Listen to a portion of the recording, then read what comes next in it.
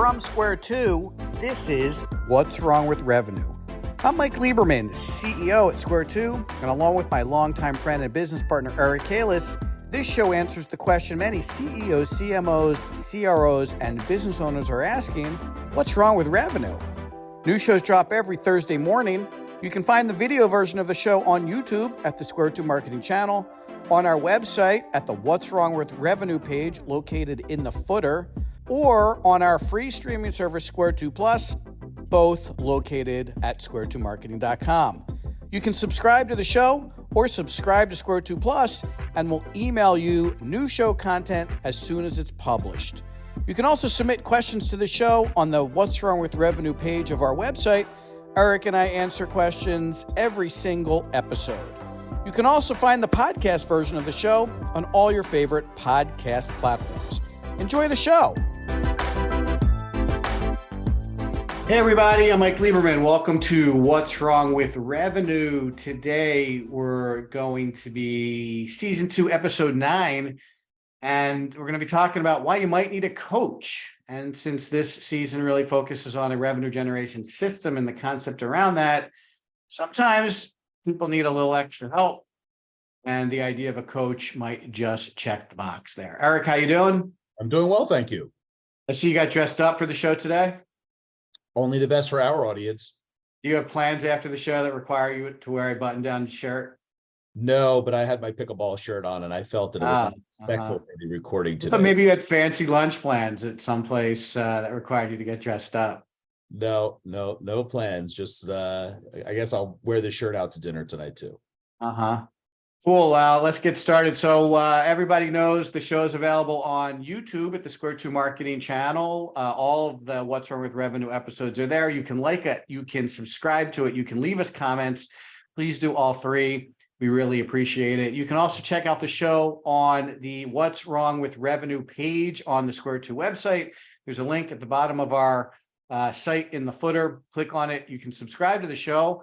We will email you ideas for upcoming shows. We will also send the show right to your inbox on Thursday mornings. And you can also submit questions. Eric and I are going to catch up on questions on today's show. We have a number of questions we'll talk through at the end of the show. So if you have questions, submit them on that page, and we will take care of them. You can also check out the show on the Square Two Plus page, our free streaming service. Also located at the Square Two Marketing website, square2marketing.com/Square2PLUS. All of our audio and video content is hosted there, just like Netflix. We have channels for CEOs, CROs, CMOs. We have a HubSpot channel. All of our podcasts and all of our content have their own channels, so you can go check out audio and video content there. And if you're into podcasts, which I know a lot of people are, you can get the show on all your favorite podcast platforms, iTunes, Stitcher, Apple, Podbean. Go check them out there. And you can subscribe to the audio version of our show. So today's show, we've been talking about this concept of a system for the past couple of weeks. We've covered all the elements of what should be in a revenue generation system. And there's this one or two other kind of ancillary concepts that we wanted to talk a little bit about. And today we're going to talk about a coach and how it helps. Look, learning anything new often requires working with an expert. Just think about the last time you tried to get better at golf, or get better at cooking, or get better at pickleball, like Eric and I are into. Like, generally, what do? You take lessons from a pro. There are a lot of parallels to learning how to put a revenue generation system into your company as there are to learning a new sport, or learning a new skill, or learning how to get better at your chosen hobby. You can learn these systems on your own. There's lots of tools that help you learn things on your own. Obviously, you can watch a lot of videos on YouTube like people like to do. But sometimes if you want to see results faster, sometimes if you want to get better, if you want to make your journey a little bit easier, then the best thing to do is just reach out to an outside expert or a coach and let them kind of fast track your journey, help you avoid potholes, help you find some secret skip aheads. Like, there's lots of ways that a coach can help you kind of learn a system like this better. On today's show, I want to cover a couple of things. What role does a revenue generation system coach play in helping your team learn the system? How an RGS coach works with you and your team? What are the differences between self-implementing the system like this and working with a coach? What experience, skills, and backgrounds does an RGS coach bring to the process? Like, what would they be supplementing your efforts to put this into your business? And what impact can a coach have when it comes to results? So we're going to cover pretty much all aspects of working with a coach. And then, like I said, at the kickoff of the show, we're going to do some questions at the end, and we'll have everybody back to their day. Really appreciate everybody participating in the show with us. So, Eric, you've been doing some of this coaching with clients over the past couple of months, and Square Two has been providing this system to clients for a very long time. So I'll let you open the conversation with some of your comments around how a coach can facilitate the installation and execution of a system like this, and then we'll go into some of the topics we identified at the top of the show. Yeah, I thought as the opening remarks today, I would use our company as an example because we have been a fan of strategic planning forever.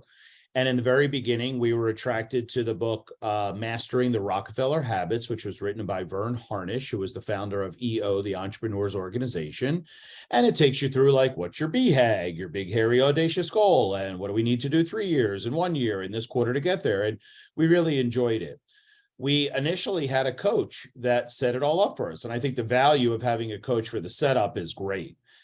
Shows you best practices, kind of guides you along step by step, teaches you along the way, and the setup is much easier. And then you start to get into it. So after a couple of years of working with our coach, we incorrectly said, well, we're feeling pretty comfortable. We got the rhythms down. We know what to do. Let's do this on our own and save money. I would say in less than 12 months, the whole rhythm and structure that we put together fell apart. And that was sad because we work so hard as a team. But when you don't have a coach, let's postpone the meeting. We don't have to do this exactly the way it's supposed to be done. We never really did this module effectively. Let's just cut it out of our system. And before you know it, you're working on either a completely different system or no system at all, which is a shame because it eroded after the good work you did originally. So the coach basically is an accountability coach in this scenario, right? You're not going to let your coach down. You're not going to miss your physical therapy session. You're not going to miss your regular therapy session because your coach or therapist is waiting for you, right? And you show up. But also, I think that it eliminates cutting corners. The coach will stop you from eliminating or shortening some of the things that are going on because they all have a purpose to the system. And I'm not just talking about strategic planning systems, anything you do, right? Oh, I don't have any baking powder, so I'll just use flour instead. And the next thing you know, you have a pretty awful cake. You got to follow the system if you want it to come out correctly. And the coach helps you do that. Now, one quick sidebar is that the coach comes with a lot of experience that they can share with the company. And I remember one great story. We really, really, really believe in our team, and our team is the secret to success. In fact, at Square Two, sometimes we're more concerned with team happiness than we are with client happiness, because if the team is happy, then they make the clients happy, and it's very relational. So we kept talking about this, and our coach said to us early in our career at Square Two, which, by the way, we turned 20 as a company this month. He said, hey, you guys are blowing a lot of hot air about being dedicated to your team, but yet you have not allocated the funds or resources to bring on a HR manager. And we said, oh, but that'll be expensive, and we're too small of a company, and blah, blah, blah. And the coach said to me something I'll never forget. He said, you want to be a $10 million company, but you're acting like a $1 million company. Get the HR person. It'll be an investment in the team that you want to create to take you to $10 million. And that one comment was like a 2x4 hitting me on the side of the head. Like, wow, that coach is right. Like, I wasn't thinking that way. We hired our first HR person, which wasn't our last HR person. But since that time, we've had a steady investment in our people in the form of an HR manager, even though we're only a 40, 50 person firm. Some might say that that's too small, but for us, that person is indispensable. And it all came from experience sharing from our coach many years ago. So once again, accountability and experience sharing and best practices are two big things you get out of having a coach. Yeah, well, I want to dig into a couple comments you made because I'm kind of curious. So there's you're playing with a couple different metaphors, right? Like let's just use like the sports analogy, right? Almost most of the sports people who are really dedicated to their craft have coaches, right? Even if we just stick with golfers, right? They all have a coach that they work with in between tournaments who helps them continue to get better. And they would probably never, ever, ever consider not having a coach, right? Yep. It's interesting to me. We had a coach, they taught us the system, they stuck around, they helped us run the system. And then we decided we were good, right? And you told the story about how eventually it kind of like, we got sloppy, it eroded, and then we didn't even recognize what we were doing. Like, don't you feel that and I'm not in any way criticizing the coach, I'm just asking more about coaching in general. Shouldn't the coach make it stick? Shouldn't the coach be kind of responsible for having us continue to do those things that they taught us? I mean, I know ultimately it's on us, but I feel like a good coach would stay with their client until the new skills that they taught them were, commonplace. Is that the wrong expectation? No, I think it's human nature, actually, right? So I will give a shout out to one of my favorite NFL coaches, Andy Reid, coached the Philadelphia Eagles for 14 seasons? No, 9, Yeah, whatever, somewhere between whatever. 9 and Yeah, a 14, lot of right? seasons. Yeah. And he was the best, and the city loved him, but he didn't win a Super Bowl. And as management, they're like looking for results. And they said, Andy, we love you, but we got to move on. There's a coach who brought his hard work, unique approach, methodology, skill sets, and couldn't get it done. So I think it's a human nature to be like maybe a little fidgety, maybe a little impatient, maybe a little bit frustrated. Oh, let's try something different.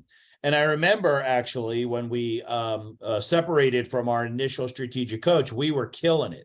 And our conversation was, we're doing great. What do we need a coach for? What do we need to spend this money? Just keep doing it, which, when you look backwards, is completely short-sighted and incorrect. But I think it's human nature, just impatience or distractions or whatever. The coach, you're right, the coach should bring value so that it's obvious that you have to keep working with the coach. But Andy Reid kept winning season after season after season, but couldn't get the big one. And after a while, frustration, impatience, whatever you want to call it, made it that the Eagle organization had to make a change. Nothing against Andy Reid. He went on down to win 2 Super Bowls somewhere else. So it wasn't him as a coach. It was just the timing or the fit at that time. And I think that that's pretty typical. And it's not just about strategic planning, coaching, revenue generation. It's everything. Our salesperson can't get to the next revenue plateau. Get rid of that person and get a new one. But meanwhile, maybe it's a function of the economy or the offering or delivery isn't good, so they're not getting good referrals. Like there's so many other factors that weigh in. I think most of it just comes down to human emotion. Yeah. I mean, what would you suggest to someone going into a situation like this? Expect to be with your coach or a coach forever, like the golf analogy we talked about, or expect to be with the coach long enough to have a honest conversation with the coach about whether you need ongoing coaching or not. Yeah, I mean, I think it's a lot of decision making in business is open-ended, and it really shouldn't be, right? It should be, hey, we're going to commit to a coach for 2 years. And after 2 years, we're going to have a go conversation with ourselves and the coach. If it's still a fit, we'll sign up for another 2 years. If it's not, at least we said we got to give it a good 2-year run to see if it works. So, that's kind of, the decision making that all businesses should make. I remember when I owned the bar Silence Do Goods, Mike, back in the day, and we were just breaking even. And I said, you know what, I'm going to give this another year. And I said, if we can't turn 10% net profitability in the next 12 months, I'm selling the bar. And what happened was we had a new menu. We got a new manager. We renovated the place. We did everything we possibly could. And when 12/31, whatever year it was, came and we did not have 10%, the decision was easy for me because I had already agreed what the go, no go criteria were in the beginning. I don't think enough businesses will set that, be patient during that period while it's getting to that point, and then honestly assess using data. So, that's kind of that. And, look, we've had marketing consulting clients that signed up and then decided to terminate the agreement 30 days later without even getting into the meat of the agreement. Why? I don't know. People are crazy. Yeah. I think it's also, I often I have as you know, I have a lot of metaphors, right? One of my favorites is like the doctor and the physical trainer specifically, and not the doctor, the weight loss journey and the personal trainer specifically, because those are directly related to this, right? The entire weight loss industry is built on the premise that people will start and stop and slip and then need to start again, right?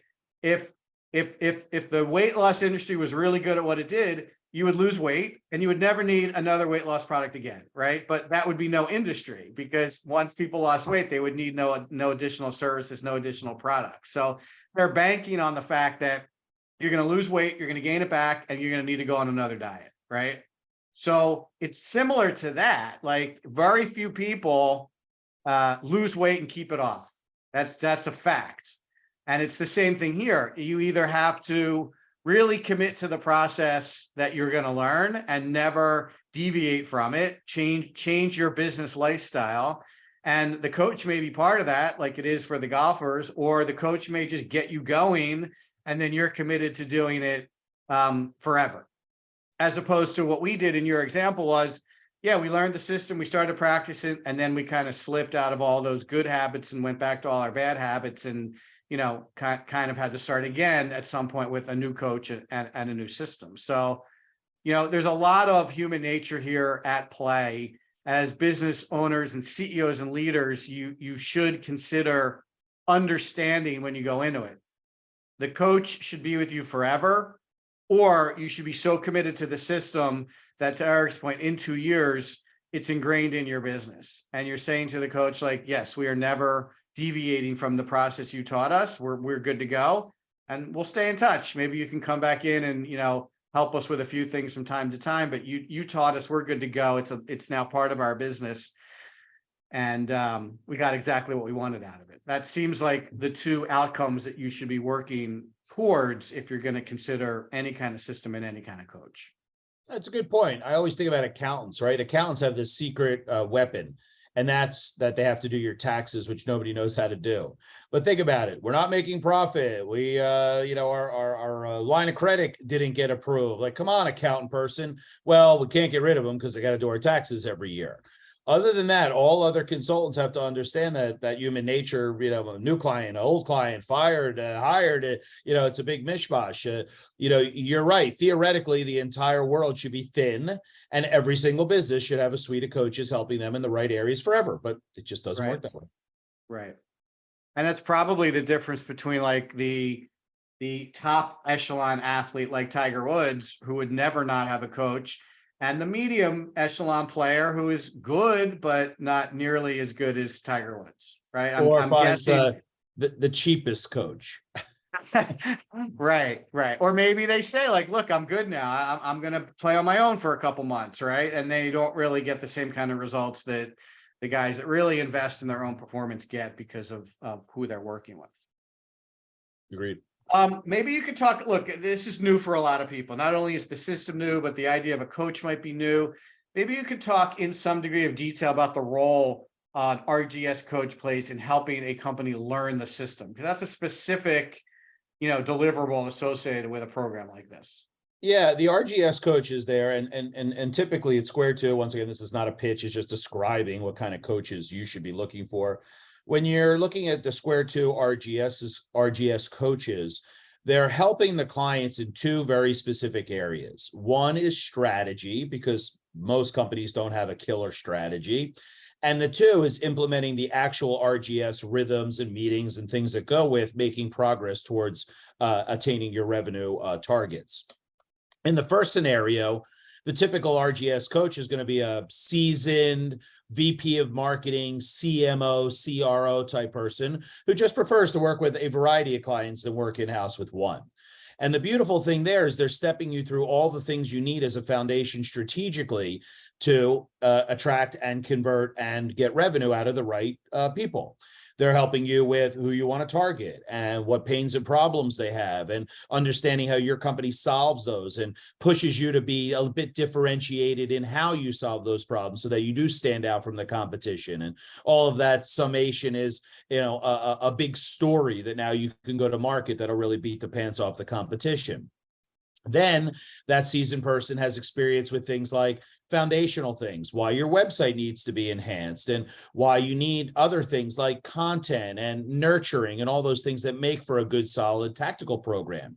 Then they can give you, cut the learning curve on how to create the best campaigns, inbound, outbound, ABM, demand generation, referral marketing, email. Those are all different campaign choices you have to make, and your coach can walk you through because they've done it so many times before. And then finally, there's a technology conversation, right? Like the coach helps you identify the right technology, maybe at HubSpot or something like that for your marketing automation. And that tool we talked about a few episodes called 90.io that puts structure to your weekly revenue team meetings, right? And captures all that information and the to-dos and the goals and objectives and stuff like that.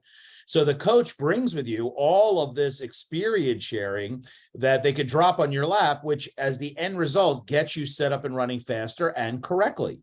And that's why that RGS coach is an integral role. Now, when it comes to the other part, they've run hundreds of these weekly revenue team meetings, and they'll be able to coach, facilitate, and teach the best way to do that. They'll stop you when you're making mistakes. They'll course correct you when you get a little tangential to the main topic that you're supposed to be talking about or solving. Now, that coach is really seasoned. Like the only folks we hire are the ones that have helped many, many, many clients over the course of the years. So they can provide this kind of experience sharing to help you with both strategy and setting up the RGS system. Yeah, that's really cool. I also want to talk a little, because this is common in these kinds of approaches. There are some people who want to implement it on their own, and then there are some people that want to work with a coach. So maybe you could talk a little bit about like the difference between trying to self-implement a system like this versus working with a coach. Yeah, there's nothing wrong with self-implementing, right? The vast majority of people on, let's say, the EOS platform, Entrepreneurial Operating System, the vast majority self-implement. But are they using all the modules? Are they doing it the right way? That's TBD. Look, there's tons of videos online you could watch, and ask me anything sessions you can sit in on, but it's not quite as powerful as having a coach do it with you. So lots of people can self-implement. I would think that if you really want to go down the road of self-implementation, you need an internal seasoned person who's done this before, CMO, CRO type person, who then can bring that structure, but also the experience sharing that they've had in other positions or companies they've worked with. And that's a little bit hard to find, because if you have a cracked CRO, you might not need to have a RGS system because you're doing it another way and still getting really great results. One quick note, Mike. A lot of people think that an RGS coach is a fractional chief revenue officer or a fractional CMO. The difference is that a RGS coach is the teacher, facilitator, and coach, not a consultant who's doing work for you, because the whole concept of an RGS program is to teach a company to fish, not fish for them. And that, from a long-term perspective, is able to be breathed into the standard operating procedure of a company, because the coach is saying, well, why don't you try it, Mike? Or why don't you take a look at this and get back to me with questions, as opposed to, forget about it, I'll just do that for you and send you a Word document. And that's a big difference between coach and consultant. Yeah, I think that's a really good point, one we ought to maybe talk about just a little bit in a little more detail, because it is confusing to business owners when it comes to resources like this, because you can't hire consultants to do the work for you. And that, in some cases, that might be a perfectly good addition to your current team. You don't need someone full time, but you need someone for a short amount of time or to do a particular project till you bring in a consultant. The coach, if you want to think back to your youth athletic days, you played baseball, soccer, basketball, whatever you did when you were a kid, and the coach was there to tell you what to do and help you practice the kinds of drills you need to get better. But when it came to the game, they didn't hit the ball, they didn't catch the ball, they didn't throw the ball. They simply instructed you on how to do it, how to do it better. So you learn the game, and you practice the rinse and repeat that you needed to get better at the specific things you were trying to do. I think that's the role a coach plays in this system that we're talking about, is they're going to be there to guide you on what to do. They're going to be there to share, as Eric said, share their experiences so you can do it better, show you the skills that you need to do what needs to get done. But when it comes to doing it, it's really going to be up to you to press the buttons and write the copy and, design the programs in a way that fit the structure that you were taught or guided around or advised in by your coach. So I think that's, you have to be comfortable with the role and what they're going to do and what they're not going to do, and make sure that that's what your company needs, as opposed to, and again, there's no judgment here. Sometimes a consultant is the perfect resource. Hey, I need you to do this work for me. I need it done in a couple of weeks, and, great. But, and you might get a little education out of that, but it's more about them completing a project or doing something that your team is not capable of doing to supplement your skill set. The coach is more about guiding you and showing you what to do so you can do it yourself. Yeah, I mean, I'd love to continue going down the little league kind of conversation or comparison, because think about it. The coach might say, hey, little Mike, here's some videos you want to watch after practice that might give you some ideas and, check out your stance or whatever. So an RGS coach is always giving you content like, oh, here's a great article on this. You might want to read this. It'll give you some insight into whatever. So that's number one. Number two is, hey, little Mike, you just can't hit the curveball. Hey, Mike's parents, here's the name of a hitting instructor that you might want to go to for some additional work. The same way the RGS coach would be like, hey guys, you're not qualified to do your own SEO strategy and implementation. I have a contractor that I could introduce you to that could help you accomplish that. So they're also kind of your like traffic coordinator, in the sense that they're finding opportunities to help you, whether it be content or outside resources, and they're already previously vetted, and the content obviously is quality content. And that's another reason that you don't have to go out and figure it all out yourself. Yeah, that's a really great analogy. And that actually works on time to results also, right? So, back to the hitting coach, if it's my kid and I'm going to be patient with them, then the coach's guidance for my son might be great, right? Like I'm not in a hurry to make them an all-star hitter, right? If I am in a hurry, I might supplement what the coach is doing by bringing in an outside hitting coach to get him to be a better hitter faster. And I think that's another lever here in terms of the coach and how you apply resources. For some companies, time is not an issue. They can, they're interested in learning the system, and they're interested in leaning into their own resources, and we're going to get smarter and we're going to get better, and that's going to take time, and that's great. In other situations with businesses, they have specific things that they needed accomplished, and they needed accomplished quickly. And in that case, the coach can still provide oversight and guidance, but they might need some extra resources to do some of the work to move the ball forward in a faster way. So again, there's a lot of variables that go into deciding, whether a coach is enough for you, whether you need additional resources, whether you need different resources, and how the system fits into your business. So, we could do the same thing with the personal trainer, right? You go to the gym on your own, you work out, you're going to see some results. You go to the gym and you have a personal trainer working you out 3 times a week, you're going to get better results faster. So it's the same kind of thing here, is whether you want to self-implement and you're comfortable with the pace, or you need a coach that's going to get you where you need to go faster. Speaking of which, and then we'll dig into some questions here because we have a lot of them and I want to catch up.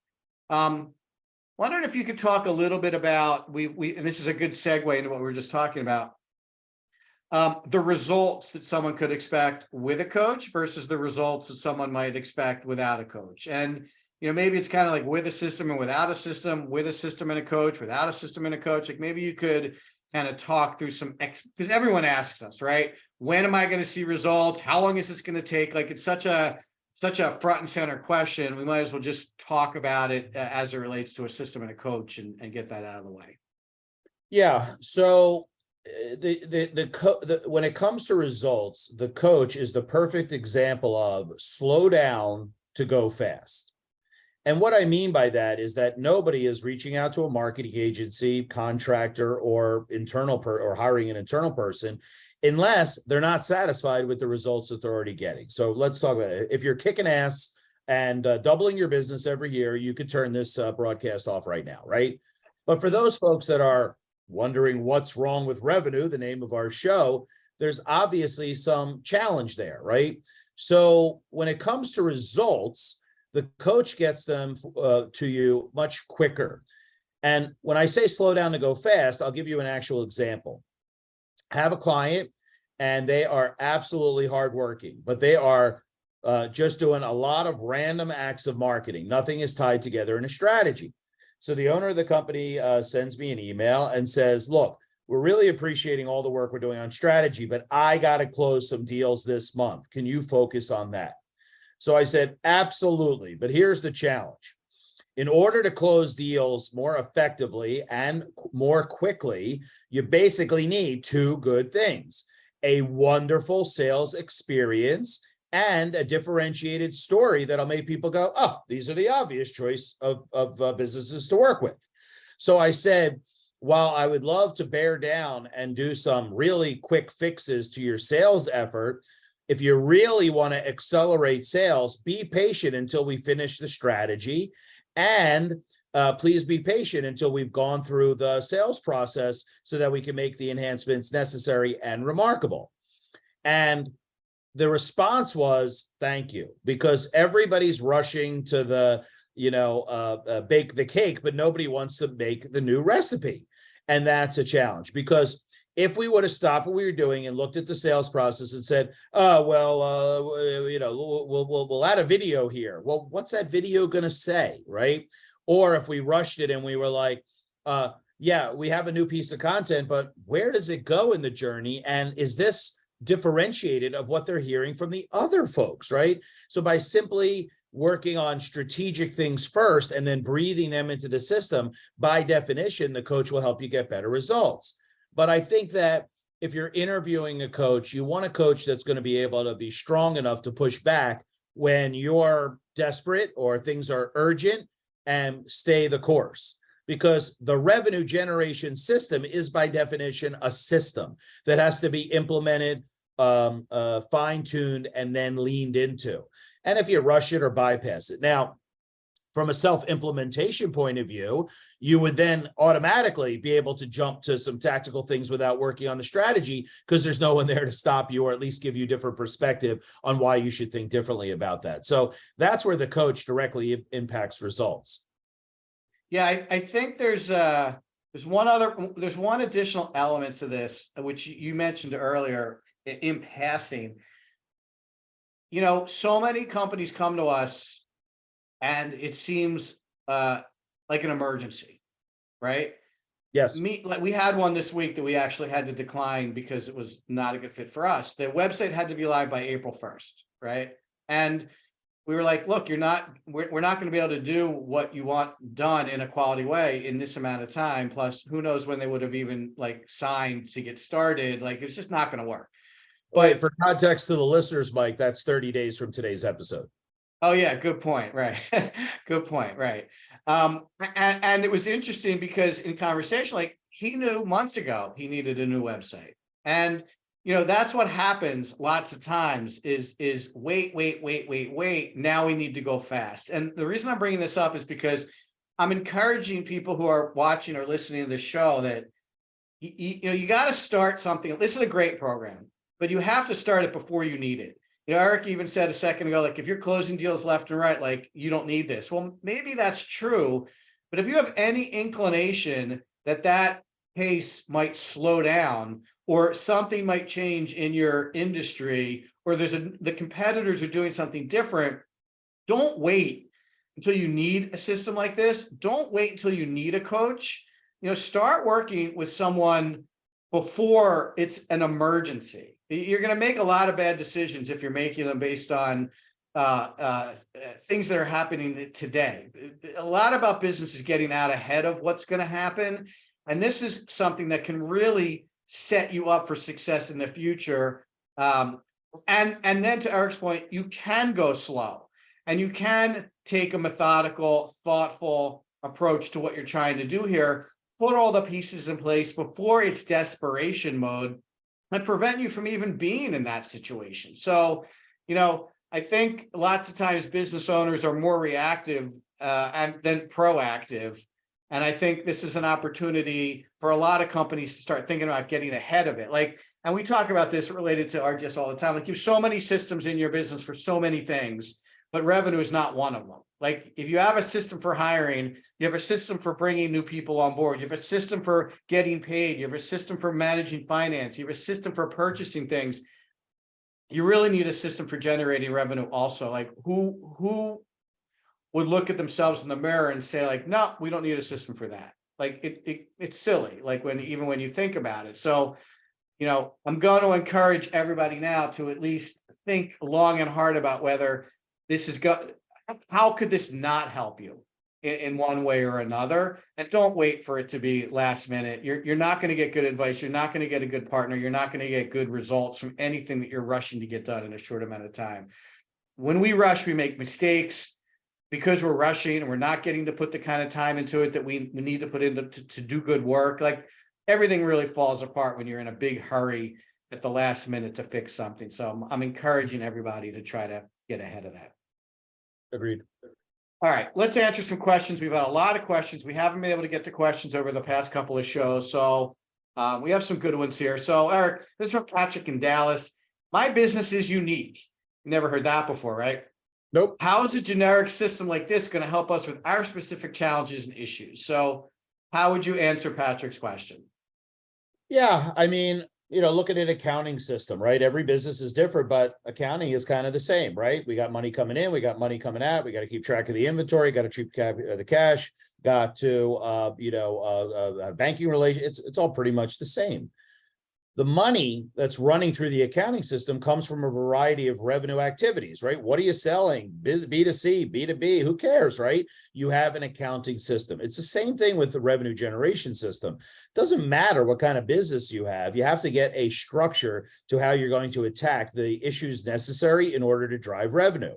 So, I mean, on the RGS system now, you have a wide variety of clients that are utilizing it, all with exactly the same scenario. I have a list of 20 things, or I have a list of 20 obstacles that are in my way in order to really drive sales. How the heck do I break them open? Well, put them into the RGS system and you can pick away at them one by one, solve them, move forward, quarterly objectives, weekly to-dos, all the things we talked about in those earlier episodes. But having an RGS system literally has nothing to do with what you do for a living. It's just the backbone or the framework by which you talk about how can I generate more revenue for my company. Yeah, and just to elaborate a little bit more, the motions to generate revenue are also not unique to anybody's business, right? You need people who are interested in your business to learn about your business enough and feel comfortable enough with your business to want to talk to you about their specific needs. And then you need to ensure them that you can satisfy those needs at a fair price and get them to sign your paperwork and then take care of them, right? In a way in which they are thrilled to talk to as many people as possible about how you help them, right? Yes. That little series of steps has nothing to do with whether you're selling cookie products, whether you're selling large manufacturing equipment, whether you're selling sneakers, whether you're selling accounting services. It really doesn't make any difference. So, Patrick, we've been big supporters of this people-to-people approach to marketing for a long time. You're not really talking to a business anymore. You're talking to an individual. And you have to connect with that individual on their individual level with their particular issues and tell them something interesting. And everything I just said, in order to get them to want to do business with you, it really doesn't make any difference. What the revenue generation system does is ensures that all of those steps are covered and that you're organizing all the people who are working on all of those things so that they're doing it in a really tight, integrated, orchestrated way. And you're using the tools and techniques that you need to do today to execute those conversations. So I don't want to sound flippant, although it might come off like that it really doesn't matter what business you're in. It really doesn't matter whether you're B2B or B2C or B2G or whatever you do. You still have to go through the same steps. You still have to organize your resources. You still have to, track results. it's so many just standard things that need to be done over and over and over again to make the system work. So I know everybody thinks their business is unique. Eric and I often laugh about a story from a business from many, many years ago that was in Delaware. And they were like, well, we're in Delaware. You don't understand Delaware businesses. We're like, okay, we don't understand businesses in Delaware. By the way, at the time we were located about 30 miles up the road in a different state. So it was a crazy comment, but you know, it really doesn't matter what you do. This is going to help you get organized around trying to grow your business, regardless of what. I mean, just as a sidebar, Mike, your strategy is going to be unique to your business. Your differentiators are going to be unique to your industry. Your target markets are going to be specific to your company. All that is customized, but the system by which you uncover those is the same for everybody. Right. Also, and this is something we talk to our clients regularly about, like, you know, we do have some verticals that we focus in, but we really work with a lot of businesses in a lot of different areas. And we say to them, like, look, you're an expert in your business. You need to be an expert in your business. I need to be an expert in marketing. I need to be an expert in sales. I need to be an expert in HubSpot. I need to be an expert in this RGS system and help you learn it. I don't really need to be an expert in your business. That's what you're for. So, we've never positioned ourselves as like industry specific experts, because the companies we work with have that expertise. We're good at pulling that out of them. We're good at asking them thoughtful questions. We're good at organizing their thinking. We're good at getting them to think differently about their business, but they know their business way better than we do. And we don't really need to parallel that expertise in any way. We just need to harness it. Yeah, and also RGS is a collaboration between you, your team, and your coach. Yeah, good. All right, let's move on. Walton Portland wants to know, I imagine thinking about using a system isn't right for every business. For example, we're 500 people. Is something like this going to work in a business of our size? The answer is yes. So your revenue team consists mostly of 4 basic groups: sales, marketing, client services, customer service, operations, whatever you call it at your business, and leadership. And those 4 groups are going to come together whether you're 5 employees or 500.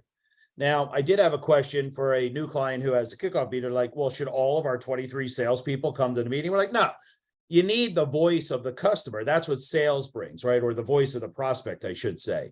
So if you have 2 or 3 seasoned salespeople, they could represent the sales team. If you have 20 marketing people, do the 2 or 3 that are most strategic. Leadership, the whole team doesn't have to be there, but someone who's the voice of the strategy, overall strategy of the business should be there. And obviously a customer service manager or someone who's on the front lines of dealing with clients after they close should be there, so we can cross-sell them and upsell. But yeah, you don't need all 500 of your employees. You need the key people that'll represent those areas. And even in the EOS system, which is obviously a close cousin of ours, there's a place for cascading messages. So when your team does determine something, you can cascade that message to all of your salespeople or all of your marketing people or all of your customer service people to let them know what the revenue team has decided and is working on. Yeah, Walt, I'm going to answer it like slightly. I feel like this is more about like how the company's doing, like instead of how big it is. Like there's plenty of big companies struggling to grow. There's plenty of big companies struggling to hit their revenue goals month over month. I think if that's a symptom of your business, then the system will help regardless of how big you are. Now, we kind of laughed about this a little bit a second ago, but if you're hitting your monthly revenue goals every single month, and you have been for the past 3 years, look, you probably don't need this system.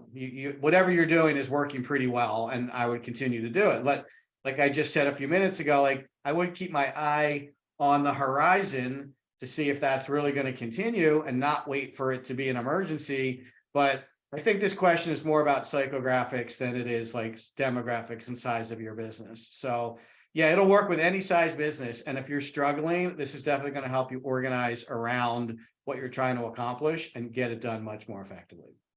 Well said. All right. Catherine in Miami wants to know, we just let our VP of marketing and 2 of our 3 marketing people go to save money. How would a system like the one you've been talking about help our situation? Well, it's a bit of a challenge, right? Because the revenue generation system is not meant to replace the revenue team. It's meant to support the revenue team. So you now have 1 person left in marketing. through the revenue generation system, we're going to come up with all sorts of to-dos and action items and quarterly objectives that the marketing team has to do. Well, if you only have one person to do all those things, you now have to decide, should we hire more effective people, better people in the right seats? Should I get some contractors in those positions, or should I hire an agency to supplement that? So your investment in marketing people does not go down when you have an RGS. The RGS system augments it. For example, you don't buy QuickBooks and then fire your accounting manager with the software just, oh, they'll take care of collecting the money, right? You still need a person, but if you have QuickBooks, once again, as a platform to help you with your accounting program, it streamlines it and gives you data and all the good things that come from having a system. So I wouldn't say go back out and rehire those people. You might want to put the system in and then make that an issue. How do we then create a marketing function inside the revenue team that will get us enough leads that we need to hit our goal? But that could be a different methodology or strategy inside your company based upon the goals and objectives you set. So once again, this is not like, oh, I'm going to fire all my people and then hire an RGS coach and everything will be great. The first thing the RGS coach is going to be, well, who's on your revenue team? Nobody? Well, you don't need a revenue generation system. You need people. So Right. I think that that's really important. Right. Good one. Okay.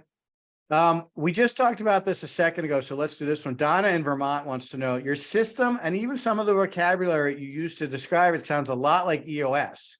Can you talk to how it's related to EOS? What was her name? Donna. Donna, as we said in past episodes, we are huge fans of EOS, the Entrepreneurial Operating System. We use it ourselves for a long time now. And the genesis of RGS, the revenue generation system, is looking at EOS and saying, man, this stuff really works, but there's no component to driving revenue. Let's see if we could make something that would feather into EOS or bolt onto EOS. And I'll give you some blunt feedback. When we went to our EOS coach and we said to her, well, when you come to the marketing part of EOS, what do people write in as their differentiation or their go-to-market strategy? And she laughed a little and she said, well, they write things like we have the best people or we've been around the longest, which we all know is not a differentiator, and your competition could say it also. So we were like, aha, if we were to create a revenue generation system that would plug that gap or that missing component in EOS, it would really help a lot of companies that are on EOS, which is why it's so similar. But you don't need to be on EOS to run a revenue generation system. It does parallel it, but it's not essential. Yeah, I think that's a great explanation. I mean, we really kind of just tried to apply the parts of EOS that work really well, like the management and the organization piece of it, to only a single slice of what EOS tends to help companies with. So we kind of took the best of EOS and applied it in a narrow area, an area that a lot of people are struggling with. And that's why there are some similarities that might, and by design would make people using EOS more comfortable, right? We run an L10 revenue team meeting, right? They're already running L10 meetings for their leadership team in order to keep the company organized and running smoothly. So, we IDS issues, right? Like there's no reason to create a whole nother system to process issues when there's already a good one out there. But our issues are revenue and sales and marketing related issues. They're not big company issues like, should we hire this big, a new CEO, or should we move someone out of this seat into the other seat? Like they're very specifically applied. So by design, there's going to be some similarities, but it focuses on a whole nother area that we felt EOS was a little light in attending to. All right, one more question, Eric, then we'll wrap up. You've been using this system for a while. What are the two major challenges that companies face when trying to install and use something like this? This is from Steven in Key West. Yep. Oh, Key West. Very cool.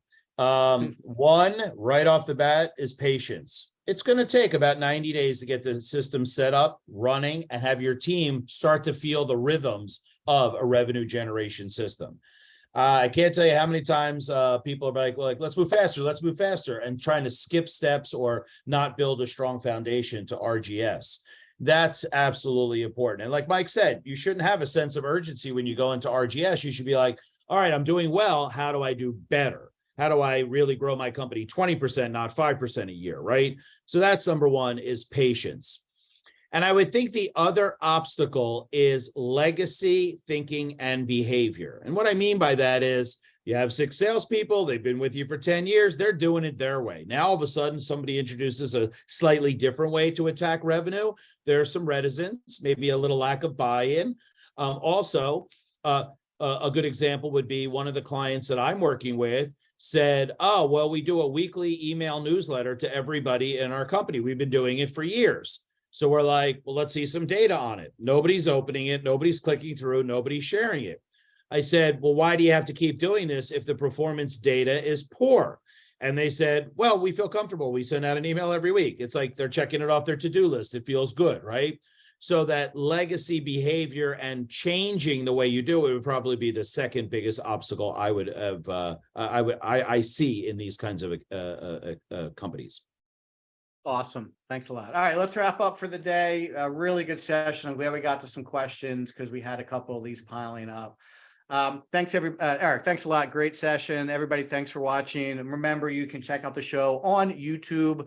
The Square Two Marketing channel hosts all of our What's Wrong with Revenue episodes from season 1 and season 2. Like us, subscribe, leave us comments. We really appreciate it. You can also check out the show on the Square Two website. We have a show page, What's Wrong with Revenue. At the bottom of our site, there's a link in the footer. Click on it. You can subscribe to the show. We will email you upcoming show. We will email you shows when they're live every Thursday. And we will also allow you to ask us questions like the questions Eric and I handled today. Also, all of our shows are posted on Square Two's free streaming service called Square Two Plus, located at square2marketing.com/Square2PLUS. There's a channel for What's Wrong with Revenue Season 2 and Season 1. And there's channels with content for CROs, CEOs, CMOs, and there's a HubSpot channel as well. Go check out everything on the Square Two Plus streaming service. And last but not least, if you're into audio content, the show is located on all your favorite audio podcasts. Go check it out there. Every Thursday morning, the show drops, and you can check out what we're talking about on What's Wrong with Revenue. Next week, we're going to cover how this system matches up with other operating systems. So we've been talking about EOS a little bit, but there are a number of business-related operating systems that you can practice. And we want to just help you understand how a revenue generation system feathers into any of these to provide you full coverage for all the important areas of your business. Eric, thanks so much for participating. Great show today. Have a really good rest of your week. And guys, thanks for watching. See you.